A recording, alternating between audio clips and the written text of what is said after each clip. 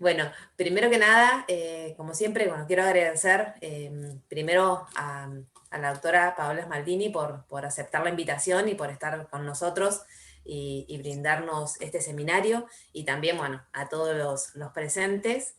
Así que, bueno, vamos a ver, Paola.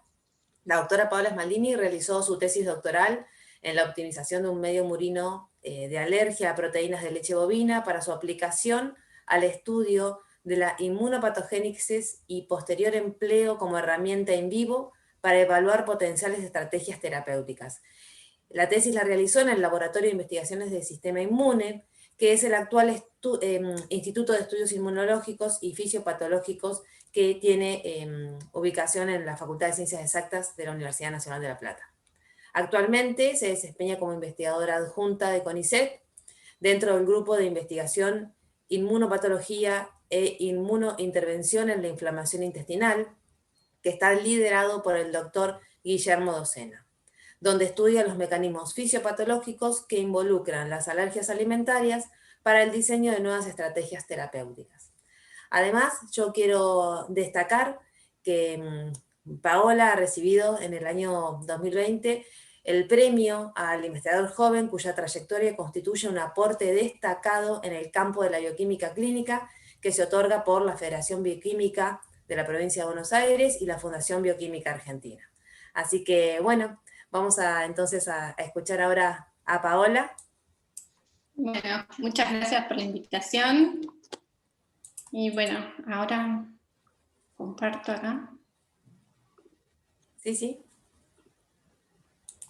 ¿Ya está? Sí. Un momento más. Ahí está. Ahí ya la podemos ver. Bueno, puede que esté a media lenta a mí. No, tranquilas, no hay problema. La internet. Bueno, muchas gracias por la invitación. Yo les voy a contar un poco lo que es la línea de trabajo que llevo adelante en el grupo, que si bien se estudian bastantes tipos de inmunopatologías intestinal, yo me dedico principalmente a lo que es las alergias alimentarias. Así que les voy a hacer un poco de introducción para que se entienda un poco el tema. Las alergias alimentarias son enfermedades, las alergias en general son enfermedades que tienen una gran prevalencia en todo el mundo. Y justamente este tipo de patologías son patologías donde hay fallas en lo que es el sistema inmunológico. Estas fallas pueden ser fallas en la activación del sistema inmunológico o en la regulación del sistema. A nosotros principalmente nos interesan los que son los mecanismos de hipersensibilidad inmediata. Estos tipos de reacciones tienen una cierta característica, es decir, que tienen altos niveles de IgE. Ese IgE puede sensibilizar ciertas células que se llaman mastocitos, y todo este entorno está dado por un tipo de respuesta inmunológica al que llamamos de tipo TH2. En particular, las alergias alimentarias están dadas por una pérdida en la tolerancia, es decir, que un individuo que es alérgico no tolera ciertos alimentos que en el común de la gente no pasaría nada. Lo que se produce es que se monta una respuesta exacerbada hacia esa proteína, que no es lo mismo que la intolerancia que se da como la intolerancia a la lactosa, que es por un defecto de la enzima. En este caso, lo que falla es el sistema inmunológico y ataca a esas proteínas que no debería atacar. Si bien hay muchos tipos de alimentos que son alergénicos, la mayoría de las personas presentan alergia a un grupo restringido de alimentos. Estos alimentos son la leche, el huevo, el pescado, y a nosotros nos interesa más que nada estudiar la alergia a las proteínas de la leche de vaca, porque en nuestro país es una de las más importantes, de las más prevalentes, y además afecta principalmente a lo que es la población pediátrica. Por lo tanto, sustituir la alimentación de la leche en un pediátrico es complicado. Es muy difícil de llevar a cabo, sobre todo para que tengan un buen crecimiento y por el tipo de reacciones que tienen. Entonces, para introducirlos un poquito en el sistema inmunológico, para después entender un poco lo que nosotros buscamos, en un estado de homeostasis, cuando no pasa nada, nosotros estamos todo el tiempo en contacto con el alimento. Cada vez que ingerimos, esas proteínas son sensadas por nuestro sistema inmunológico, pero mantienen lo que se llama un estado de tolerancia, que está dado principalmente por un tipo de células que se llaman regulatorias, es decir, que regulan la respuesta inmunológica, y un cierto perfil de citoquinas. Cuando hay una alergia, no se sabe muy bien todos los motivos, pero hay un daño en la mucosa, un aumento de la permeabilidad, ingresa de otra manera el antígeno, puede ser también dado por el tipo de la microbiota intestinal, hay varios factores, pero no se sabe exactamente en cada uno cuál es el factor que lo dispara, pero sí se sabe que al estar aumentada esa permeabilidad intestinal, estas proteínas lo que producen es otro tipo de inflamación. Produce liberación de citoquinas que llevan a la activación del sistema inmunológico.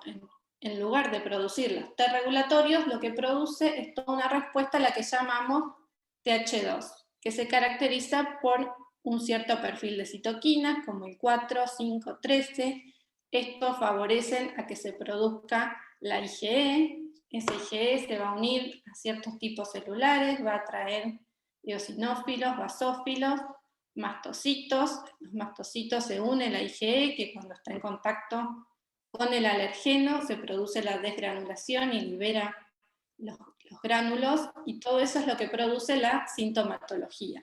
Dependiendo del tipo de alergia va a ser la sintomatología. Puede producir una broncoconstricción, puede producir prurito en la piel, dificultad para respirar, el lagrimeo, la rinitis, diarrea. Todo depende del tipo de alergia a la que estemos hablando. Entonces, en nuestro caso, lo que queremos estudiar son inmunoterapias para corregir este defecto. Ese aumento de los TH2 que están dados, nosotros lo que queremos hacer es regularlos, ya sea aumentando los T regulatorios o aumentando otro tipo de respuesta, la que se llama TH1, que se contrapone con la TH2, y aumentando ese tipo de respuesta lo que hacemos es frenar esta respuesta exacerbada que se da en los linfocitos TH2. Y además se producen anticuerpos que neutralizan al alergeno y evitan esta desgranulación, esta unión del alergeno de IgE y su posterior desgranulación de los mastocitos. Bueno, entonces cuando yo me inicié, empecé primero para poder estudiar todo lo que eran las terapias, las inmunoterapias, necesitábamos contar con un modelo in vivo, porque estos estudios donde involucran muchos tipos celulares y distintos órganos no se puede hacer in vitro, sí o sí necesitamos un modelo animal. Para eso trabajamos con un modelo y lo optimizamos de manera de tener un modelo que sea del tipo IgE dependiente, es decir, que produzca este tipo de reacciones a las que nosotros queremos tratar. Para eso lo que nos basamos fue en una sensibilización, es decir, inducir la alergia en el ratón, administrando las proteínas de leche de vaca y un adyuvante que favorezca esta respuesta con el perfil TH2. Una vez desarrollado, lo que hacemos es un desafío oral, es decir, poner al animal al alergeno, que es lo que ocurriría en un paciente alérgico que consume el alergeno, y evidenciamos distintos parámetros. In vivo lo que hacemos es ver un score clínico, es decir, cuando nosotros le damos al animal alérgico las proteínas de leche de vaca, evaluamos distintas sintomatologías. Vemos que tienen un rascado, que se les hincha la boca, los ojos, que sería semejante a lo que ocurriría en un humano si comiese el alimento al cual es alérgico. En nuestro caso tenemos distintos parámetros, pero no llegamos nunca a muerte. Un alérgico puede llegar a un estado de anafilaxia que puede llegar a la muerte. Nosotros el modelo tratamos de optimizarlo hasta un estado de inactividad, porque lo que queremos hacer es tener los animales para después poder tratarlos. Y además, estos animales alérgicos, si nosotros evaluamos en plasmas, vemos que hay un aumento de la histamina, que es uno de los compuestos que hay en los gránulos de los mastocitos y se libera frente a la exposición con el alergeno. Otro de los parámetros es la prueba cutánea. Por lo general, cuando una persona le diagnostican la alergia, en Argentina lo que se hace, no se hacen estos ensayos de provocación oral, en otros países del mundo se hacen, sino que se hace una medida de IgE y una prueba cutánea. Nosotros en los ratones también hacemos una prueba cutánea, modificada obviamente a lo que es en humano, administrando el alergeno de manera intradérmica, y después, para evidenciarlo, lo que hacemos es inocularle un colorante por vía sanguínea. Entonces, donde se produce la desgranulación de los mastocitos, esa inflamación, hay una vasodilatación y el colorante se extravasa y podemos ver la coloración azul en los ratones alérgicos respecto a los ratones que no son alérgicos. Obviamente buscamos que tengamos el isotipo IgE específico, que haya un aumento luego de la sensibilización. En ratones también tenemos como parámetro la IgG1, que también es del tipo del perfil TH1, y no así el IgG2A, que sería un parámetro para una respuesta de tipo TH1. A nivel sistémico, también buscamos, que esto es lo que ocurre en humanos tienen la IgE, prueba cutánea positiva, y tienen niveles elevados en suero de ciertas citoquinas. Nosotros, más fácil en los ratones, lo que buscamos son las citoquinas en vaso. Hacemos un cultivo de vaso, los estimulamos y vemos aumento de interleuquinas 5 y 13, que son las del perfil TH2, y no así de interferón, que son del perfil TH1. Como nosotros hacemos una sensibilización, inducimos la alergia a nivel intestinal para simular lo que ocurre en humanos, también buscamos a nivel intestinal estas citoquinas y también nos encontramos con un aumento del 13 y 5 en la mucosa intestinal. Estos estudios son muy difíciles de hacer en humano, uno porque es población pediátrica y otro porque es muy difícil conseguir biopsias de pediátricos y de intestino delgado, ya que no se necesita como diagnóstico una biopsia, entonces esas muestras es muy difícil obtenerlas, por eso el modelo animal es una buena estrategia. Una vez que optimizamos este modelo, lo que hicimos fue estudiar distintos tipos de estrategias para modular esta respuesta, es decir, bajar la respuesta TH2 mediante la inmunomodulación, ya sea induciendo una respuesta TH1 o restaurando la tolerancia mediante un aumento de los T regulatorios. A lo largo de los años hemos probado distintas estrategias, pero la idea es lograr una desensibilización una vez que están instaurados los síntomas. ¿Por qué? Porque en nuestro país, en el mundo en realidad, en nuestro país tampoco, no hay ningún tratamiento a la alergia de leche de vaca. Simplemente lo que se le dice al paciente es que no consuma la leche de vaca o cualquier producto que pueda tener proteínas de leche de vaca, pero esto es un poco, es difícil y además es riesgoso porque muchas veces algunos alimentos, en algunos procesados, tienen estas proteínas y un consumo accidental puede generar reacciones que pueden ser muy severas.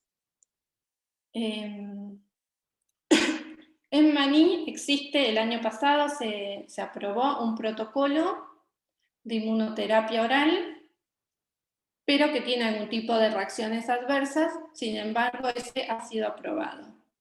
Sin embargo, en lo que es leche de vaca todavía no hay ningún protocolo que fue aprobado. Hay algunos ensayos donde prueban la inmunoterapia oral y la sublingual, pero todos tienen cierto grado de reacciones adversas. Por lo general no llegan a concluir porque también muchas veces las personas dejan el tratamiento antes de concluirlo, porque si tienen reacciones severas lo dejan y si no ven resultados también van dejando, entonces no pueden tener resultados concluyentes. Entonces nos parece importante este modelo animal como herramienta para poder optimizar. Nosotros tratamos de reproducir esos resultados de inmunoterapia oral y de sublingual, que consiste en la administración de las proteínas de leche de vaca en dosis crecientes, ya sea por vía oral o por vía sublingual, y encontramos resultados similares a los que se observan en humanos. Lo que vimos es que la inmunoterapia oral tiene una mejor eficacia, uno administra mayor dosis de alergeno y genera mayor cantidad de T regulatorios, pero durante el proceso se ven más efectos adversos, es decir, los animales durante el tratamiento nosotros veíamos que tienen signos clínicos, esto es lo mismo que se ve en pacientes y algunos son sistémicos, severos y por eso abandonan el tratamiento. Y la vía sublingual, que si bien se emplean menos dosis y tienen menos efectos adversos, el problema es que no es tan eficiente, no se llega a restaurar los niveles de T regulatorios capaces de modular esta respuesta. Entonces, lo que nosotros nos propusimos es decir, buscar alternativas para mejorar esta sublingual, la eficiencia de la sublingual. Si uno emplea menor dosis de alergeno y tenemos menos efectos adversos, buscar una alternativa que aumente los T regulatorios y que podamos mejorar ese tipo de tratamiento. Y por otro lado, otra alternativa puede ser aumentar los linfocitos Th1 para mejorar también la eficiencia de la sublingual. Y después nuestra idea era tener, ya sea uno u otro, en un sistema de nanopartículas que nos facilite el transporte y nos proteja esta cantidad de el alergeno y el adyuvante que vayamos a usar en una nanopartícula, lo proteja ya sea para probarlo en vía oral, de toda la degradación intragástrica, y además lo que nos favorece tenerlo todo junto en una nanopartícula es que tanto el alergeno como el adyuvante irían a un solo tipo de célula. Entonces la respuesta inmunológica debería ser más eficiente. Entonces, por un lado probamos algunas alternativas para aumentar los T regulatorios y poder mejorar la eficacia de este tratamiento.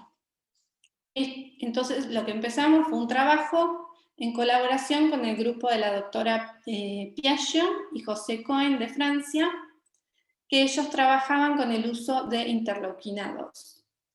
Lo que se sabe es que la interleuquina 2 ya está aceptado para el uso en humano, por eso nos pareció un tratamiento importante, porque sería como un paso más rápido de llegar a estudios clínicos, pero está solo aprobado en altas dosis para algunos tipos de cánceres. La interleuquina 2 es una citoquina que se produce normalmente en el organismo y es capaz de activar y hacer proliferar distintos tipos celulares. En altas dosis puede hacer proliferar linfocitos efectores, linfocitos vírgenes, células NK, que tienen una baja expresión de este receptor, y por lo tanto se usa en altas dosis para el tratamiento de cánceres. Pero a bajas dosis se ve que puede expandir a los T regulatorios sin expandir el otro tipo de células. ¿Por qué? Porque estos linfocitos tienen una alta expresión del receptor de la interleuquina 2 y además expresan el receptor de alta afinidad de esta citoquina. Entonces, estos grupos de Francia venían trabajando en estudios para expandir los T regulatorios en trasplante y en enfermedades autoinmunes donde también hay fallas a nivel de los T regulatorios. Por lo tanto, nosotros quisimos probar esta alternativa en nuestro modelo de alergia y lo que hicimos fue usar, en vez de bajas dosis, usamos unas bajas dosis de interleuquina 2 junto a un anticuerpo. Este anticuerpo unido a la interleuquina 2 lo que hace es mejorar la disponibilidad en el tiempo de esta interleuquina 2 y además dirigirlo principalmente a los T regulatorios. Entonces usamos el esquema de nuestro modelo, que fue sensibilizar los animales, y siempre trabajamos con 2 ciclos de sensibilización. Durante los 2 ciclos lo que hacemos es aumentar la dosis de proteína de leche de vaca y fuimos administrando en ciertos días también la interleuquina 2. Lo que vimos fue, una vez que terminamos el tratamiento, hacemos el desafío oral, que sería como la prueba de provocación oral, y lo que vemos es que los ratones que recibieron la leche con la interleuquina 2 disminuyen los signos clínicos. Ya desde el primer desde el primer ciclo se ve disminución y en el segundo ciclo también se ve una mayor disminución, y eso es respecto también a los que recibieron solo leche, que si bien baja respecto a los sensibilizados, no es tanto como los que recibieron interleuquina 2. También se ve disminución en los niveles de la IgE específica al final del tratamiento, incluso luego del primer ciclo, y también se ve una disminución a nivel de la prueba cutánea. Esto también lo que hacemos, la prueba cutánea, no solo vemos la extravasación del colon, sino que medimos la inflamación en las patas con un calibre y también vemos la disminución. Entonces fuimos a buscar a ver qué pasaba con los linfocitos T regulatorios en la mucosa intestinal. Lo que nosotros pretendemos es aumentar estos T regulatorios para modular los linfocitos Th2. Lo que vemos que los que tratamos con leche, si bien aumentan un poco los linfocitos T regulatorios, no es suficiente para modular la alergia. Pero los que tratamos con la interleuquina 2, evidentemente estamos expandiendo a estos linfocitos regulatorios y mejorando el tratamiento. Bueno, dado que nosotros la administración la hacemos por vía sublingual, lo que fuimos a buscar son los linfocitos T regulatorios que estaríamos induciendo en los ganglios sublinguales. Entonces, tomamos del ratón el ganglio, purificamos en CD4 y después sorteamos, es decir, aislamos la población que sean T regulatorios, los aislamos como CD positivo, CD25 positivo, CD62 ligando positivos, y verificamos que tengan expresión de FOXP3. FOXP3 no lo podemos sortear en nuestro sistema porque como es intracelular, se nos moriría la célula si queremos hacer esta medida. Por eso lo verificamos luego. Y además nos encontramos que estos T regulatorios que estamos induciendo arriba, una proporción expresan un receptor que se llama alfa-4 beta-7, que es un receptor que dirige a esas células a distintos órganos. En este caso, este receptor es el que dirige a los T regulatorios a la mucosa intestinal. Es decir, que nosotros los podemos inducir a nivel de los ganglios sublinguales y migrarían al intestino para ejercer su función regulatoria. Por otra parte, tenemos que chequear si realmente son regulatorios. En muchas patologías lo que pasa a nivel de la falla de regulación no es que disminuye el número, sino que disminuye la funcionalidad. Entonces, el solo hecho de ver un aumento de los T regulatorios no nos asegura que sean esos T regulatorios los que modulan. Entonces, para ello lo que hacemos son ensayos funcionales en donde se coincuban linfocitos que se estimulan a proliferar y se las van incubando con distintas cantidades de los T regulatorios. Cuanto más T regulatorios tengo, más supresión de la proliferación debería haber, y eso es lo que nosotros vamos viendo. Cuanto más T regulatorios pongo, menos proliferan las otras células. Esto lo hacemos por una técnica de CFCE, es un colorante que tiñe el núcleo, y lo que vemos es que se evita el corrimiento hacia la izquierda, es decir, que cada vez que prolifera se va diluyendo el colorante y se va perdiendo.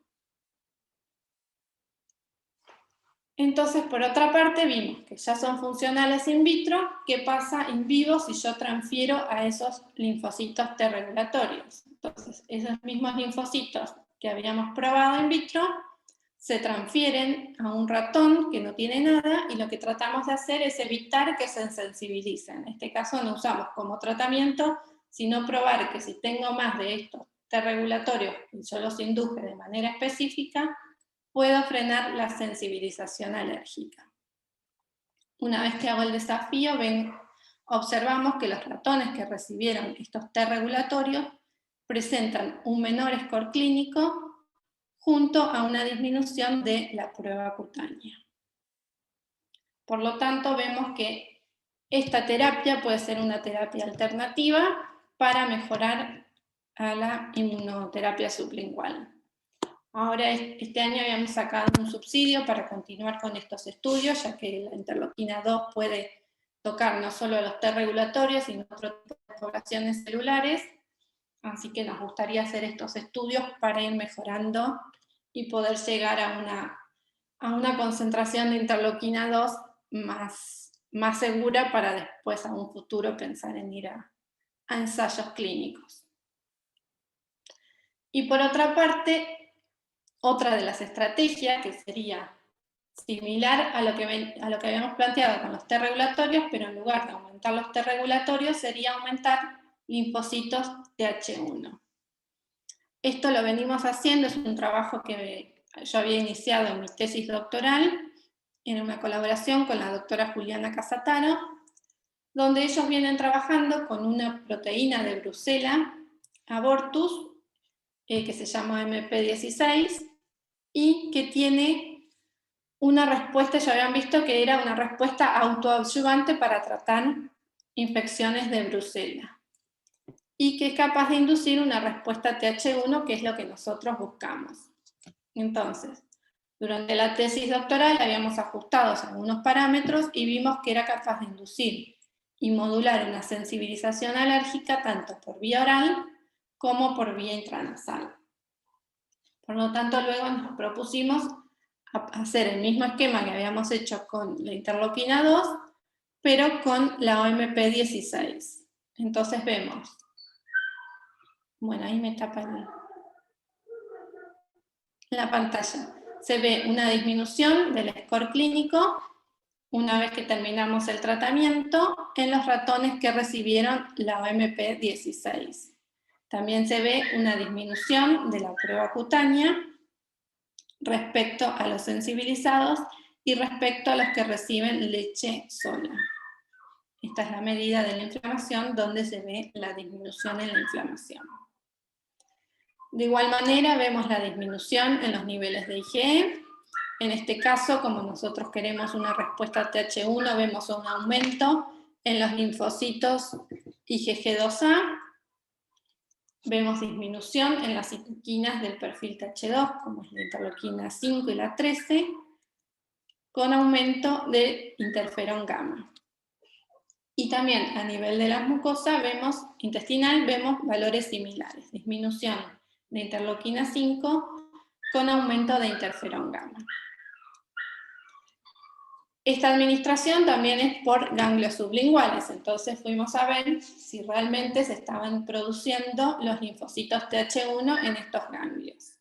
Y vemos que hay un aumento en los CD4, que son productores de interferón gamma, es decir, en los que llamamos de perfil TH1, y que estos productores de interferón gamma también expresan ese receptor alfa-4 beta-7, que son los que los hacen migrar a intestino. Entonces, al igual que antes, sorteamos estos linfocitos, los transferimos y vemos una disminución tanto en la sensibilización como en la prueba cutánea.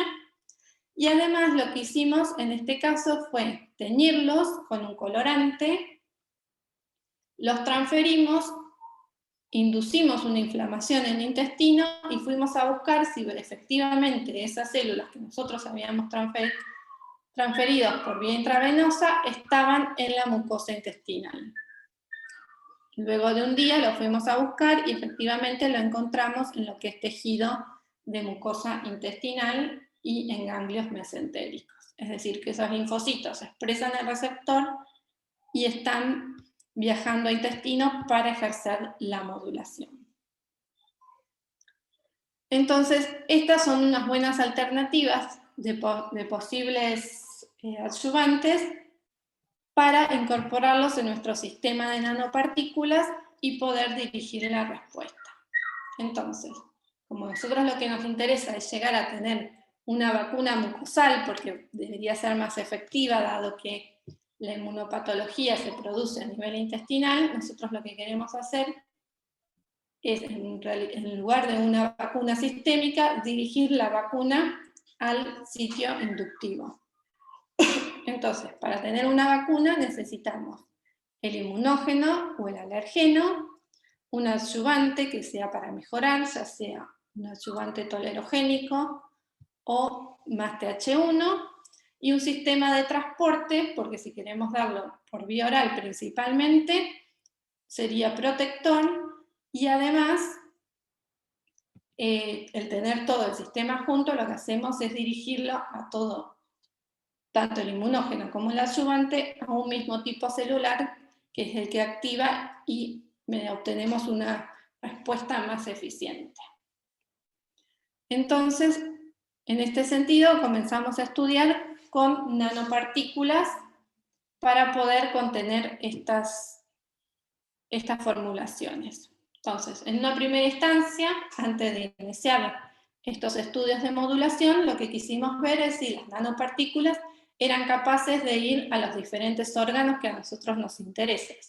Entonces usamos nanopartículas marcadas con un fluorocromo, los administramos por vía oral o por vía sublingual, que son las dos vías que a nosotros nos interesaban, y las fuimos a buscar a distintos tejidos, en la mucosa sublingual, en los ganglios sublinguales y en las distintas partes de la mucosa intestinal. Eso lo fuimos haciendo a distintos tiempos y fuimos viendo, según el tiempo, según la vía de administración y el tiempo donde lo buscamos, vemos presencia de estas nanopartículas en diferentes órganos. Es decir, que la nanopartícula llega a los distintos órganos de interés y están ahí. Hasta ahí es la única información que podemos sacar. No hicimos un análisis de qué tipo de célula es, porque del tejido era un poco complejo. Entonces lo que hicimos fue, por lo general, este tipo de partículas, lo primero que va a ser censado va a ser por macrófagos. Entonces hicimos ensayos in vitro, donde cultivábamos a los macrófagos con las nanopartículas marcadas. Y por citometría de flujo veíamos que había algún tipo de interacción, porque veíamos que estos macrófagos presentaban fluorescencia verde, que era la que nosotros habíamos marcado las nanopartículas. Lo que no podemos decir por citometría de flujo es si están dentro o si simplemente fue un pegoteo en la célula. Entonces, por microscopía, lo que hicimos fue ver las células, vemos que hay una internalización de las nanopartículas verdes, y si ponemos un inhibidor de la fagocitosis, se ve una reducción de ese colorante, es decir, que las nanopartículas están ingresando a las células, y además hicimos una colocalización con el LAMP1, que es uno de los marcadores de lisosomas, y vemos que hay cierta colocalización. Dependiendo del tiempo, podemos ver más o menos colocalización. También encontramos que estas células, en presencia de las nanopartículas, producen una respuesta proinflamatoria. Entre ellos produce la liberación de interleuquina 1 beta. Entonces, hasta acá nos encontramos que las nanopartículas podían migrar a diferentes tejidos in vivo que interaccionaban con células que eran endocitadas o fagocitadas por los macrófagos, que producen citoquinas proinflamatorias y producen la activación celular mediante moléculas coestimulatorias. Por lo tanto, ya no teníamos un sistema tan inerte, sino que evidentemente debería estar involucrada lo que es la vía del inflamasoma. Para que se produzca la interleuquina 1 beta, por lo general lo que se da es la activación del inflamasoma. Los complejos de inflamasoma, hay distintos tipos de complejos, y lo que terminan produciendo es la activación de caspasas que clivan a una proteína que se llama prointerleuquina 1, que la tenemos ya presintetizada en las células, y al clivarla produce la interleuquina 1 madura, que es la que se va a secretar, junto con el clivaje de una proteína que es la que va a migrar a membrana para formar el poro por donde esta interleuquina 1 va a salir. Es decir, que si hay activación del inflamasoma, se va a producir la liberación de esta citoquina, y si no, no. Entonces fuimos probando en los distintos pasos de la vía con inhibidores. Lo que vimos fue que si inhibimos la fagocitosis, disminuyen los niveles de interleuquina 1, esa interleuquina 1, como habíamos visto por la microscopía, va a los endosomas, y esos endosomas, una vez que empiezan la degradación de las proteínas, lo que hacen es liberar una proteína que se llama catepsina B. Si nosotros inhibimos la liberación de esta catepsina, vemos que hay una disminución en los niveles de interleuquina 1. Esta catepsina lo que hace es activar a los complejos del inflamasoma. El inflamasoma, una vez que se activa esta caspasa que va a clivar a las proteínas, y si inhibimos la caspasa también vemos la disminución de interleuquina 1, y además creemos que existe un loop de retroalimentación positiva, que esa interleuquina 1 genera más interleuquina 1 y más precursores para el inflamasoma, ya que si inhibimos el receptor de interleuquina 1 o usamos un knockout en la vía de señalización, también vemos una disminución en los niveles de interleuquina 1. Por lo tanto, sabemos que activa el inflamasoma. Todavía no sabemos cuál, porque hemos hecho una colaboración con el doctor Sergio Oliveira en Brasil. Él nos mandó algunos tipos celulares de knockout de la vía del inflamasoma, que tenemos que todavía corroborar, pero bueno, era una tarea pendiente para el 2020, y con esto de la pandemia no lo pudimos completar, pero bueno, sabiendo que activa algún tipo de inflamasoma, eso es lo que ocurre muchas veces con los distintos tipos de adyuvante. Uno, por ejemplo, muy utilizado es el hidróxido de aluminio, y el hidróxido de aluminio se sabe que activa un tipo de estos inflamasomas. Entonces, ya las nanopartículas, que nosotros las íbamos a usar simplemente como un sistema de transporte y de protección, ahora pasaría a ser un componente de la vacuna. Ya tal vez en el caso de la AMP no es necesario introducir la nanopartícula, porque ya la nanopartícula en sí produce este tipo de respuesta inflamatoria. Entonces lo que hicimos fue una caracterización in vivo para ver si tiene propiedades adyuvantes realmente, administrando las nanopartículas con un antígeno modelo, por lo general se usa OVA, o un control con hidróxido de aluminio, que es uno de los adyuvantes más usados. Los administramos por vía intraperitoneal y luego evaluamos por serología. Vimos un aumento de IgG específica OVA y principalmente del perfil IgG2A, es decir, que tiene un perfil más bien TH1. Vemos además aumento de interferón gamma en los animales que tienen nanopartículas. Acá en OVA no se ve tanto, por más que sea un control, ya que el hidróxido de aluminio, ya que el hidróxido de aluminio tiene más bien un perfil más TH2. Y además vimos que no solo ese interferón viene de los CD4, sino que también viene de los CD8, es decir, que activaría los dos tipos de poblaciones celulares de linfocitos T. Entonces, esto nos abre nuevas posibilidades. Ya no solo puede ser para el tratamiento de la alergia mediante un perfil TH1 con las proteínas de leche de vaca, sino que al activar los linfocitos CD8 también se puede aplicar a otras patologías como enfermedades infecciosas o incluso en cáncer. Respecto a las enfermedades infecciosas, iniciamos una colaboración con el doctor Pablo Baldi en Buenos Aires. Él trabaja en infecciones con brucela, y lo que queríamos ver es si era capaz de servir como un adyuvante para modular estas infecciones. Lo primero que hicimos fue iniciar un modelo intranasal con OVA. Hicimos un esquema, como ellos usan en el esquema para la modulación, para la vacunación de su infección con brucela, y encontramos que efectivamente, después de 3 dosis, hay un aumento en los niveles de OVA, de IgG, específico a OVA. Hay una tendencia en un aumento de IgA en saliva, aumenta la IgG en el lavado bronquialveolar y también aumentan los niveles de interferón gamma. El paso que seguía era probar esto con el inmunógeno que ellos tienen caracterizado como vacuna. como vacuna para modular la infección por brucela, pero bueno, dado la situación de COVID, no pudimos llegar a este modelo porque necesitamos usar una infraestructura que ahora está todo dedicado a lo que es COVID.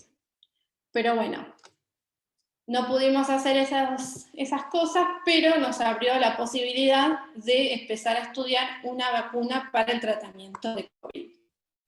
En eso es lo que estamos trabajando ahora este año, empezamos, y bueno, por ahora no se puede decir nada, pero ya tenemos algunos resultados alentadores. Así que bueno, muchas gracias por su atención. Este es el grupo de trabajo que lleva adelante Guillermo Docena, y muchos de estos trabajos, todo con nanopartículas, forma parte de la tesis doctoral de Gastón Rizzo. Y ya que está, paso una publicidad, que estamos buscando becario postdoctoral para trabajar en estas vacunas de COVID. Bueno, bárbaro. Muchísimas gracias. La verdad que muchas gracias, Paola. A mí me encantó lo que nos contaste. Todo, me parece que además súper claro, toda la primera parte, con esa introducción, por ahí muchos necesitamos un poco de eso para ponernos al tanto y para poder entender lo que nos dijiste. Así que la verdad que muchísimas gracias. Aprovecho también para decir que ese anuncio que pasaste lo vamos a hacer difusión entre los conocidos, porque Gracias. la verdad que cualquiera que esté relacionado con el tema de la clínica, bioquímica, inmunología, creo que sí, le vamos a pasar el seminario para que lo vea. Creo que si lo ve, va a querer incorporarse inmediatamente. Bueno, yo primero que nada, además quiero darte las felicitaciones por parte de Daniel Shinka, que es el director, que se tuvo que retirar, pero bueno, que la verdad que le parece excelente el seminario, está súper, súper contento.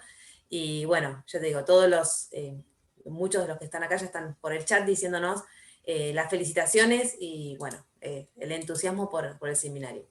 Vamos a abrir el espacio para preguntas, consultas, comentarios. A ver si alguien tiene, nos dicen por el chat o levantan la mano. A ver si tenemos alguna consulta.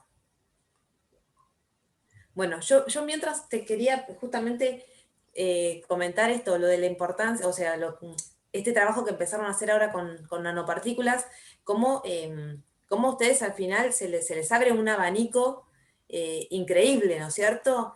Porque sí, tal vez pensando, enfocándolo en un lugar, bueno, eso te quería comentar, y bueno, cómo fue cuando cuando empezaron a hacer esas experiencias, cómo fueron avanzando, dentro, por supuesto, de lo que vos me dijiste que nos podés contar, porque bueno, como ya lo dijiste recién, hay cosas que todavía están bajo, que no se pueden contar todavía, secreto, no sé, Sí, no se puede decir secreto, a veces sí, pero bueno, que están al resguardo.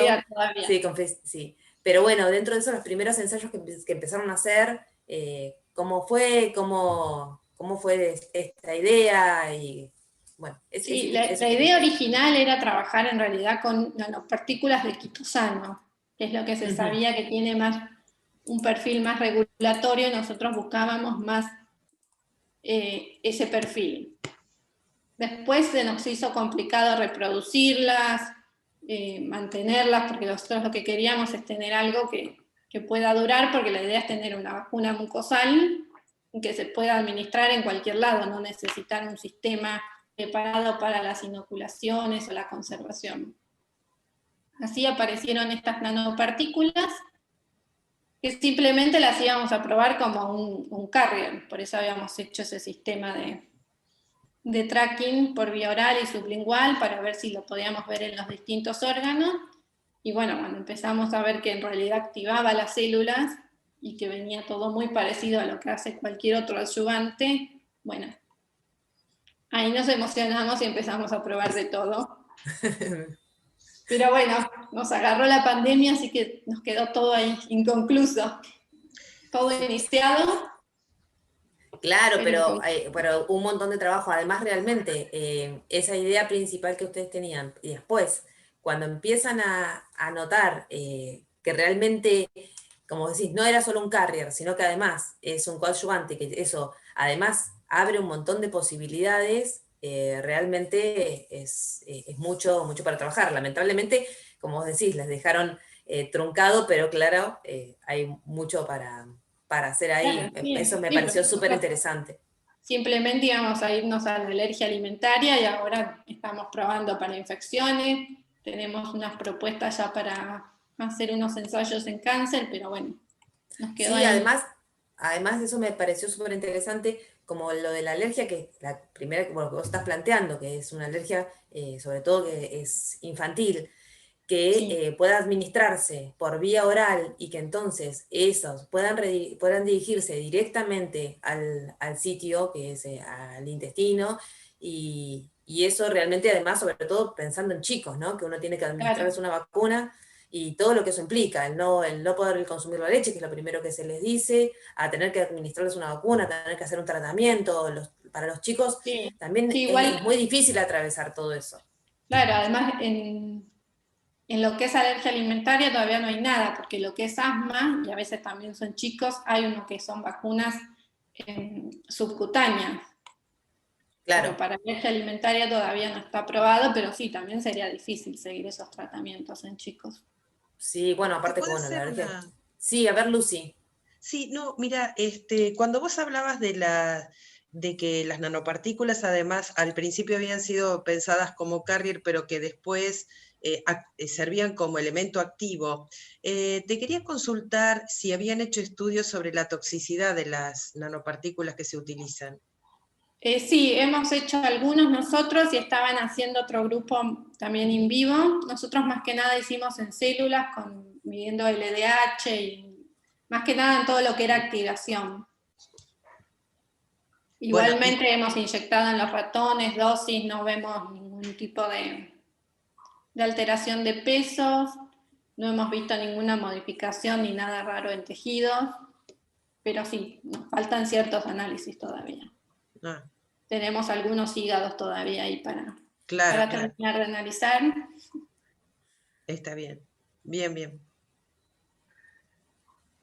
Bueno, bueno, buenísimo. La verdad que, bueno, excelente por mi parte. Muy bueno. No sé si alguien más tiene alguna consulta, algún comentario que quiera hacer.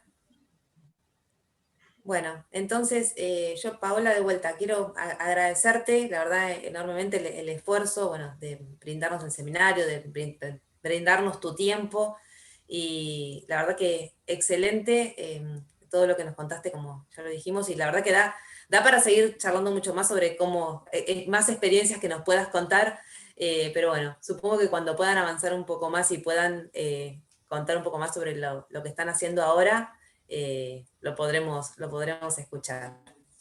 Esperemos poder tener Así, resultados sí. prontos, que no nos Sí, cierren todo. espero que sí. Igual ustedes están ahora, tienen todo un protocolo de trabajo, me imagino, en el Sí, instituto, sí, en el hasta centro. ahora siempre igual venimos trabajando con protocolo, así que Claro, sí, somos pero pocos. No sé qué va a pasar ahora, sí, con estas medidas, no sé sí, bien pero si van a cerrar un poco más o no. bueno, pero ustedes, bueno, siento que están con Igual es breve un el proyecto, cierre.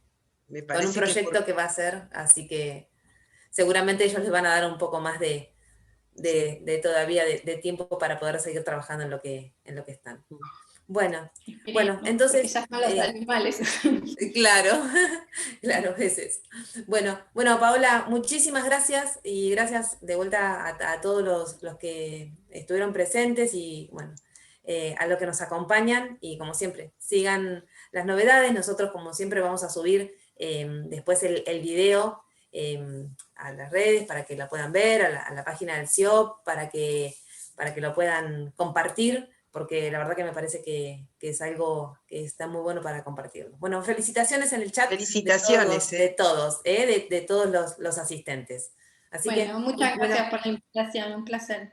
bueno, muchas gracias. Hasta luego. Muchas Adiós. gracias. Chau, Chao, chao, chau. hasta luego.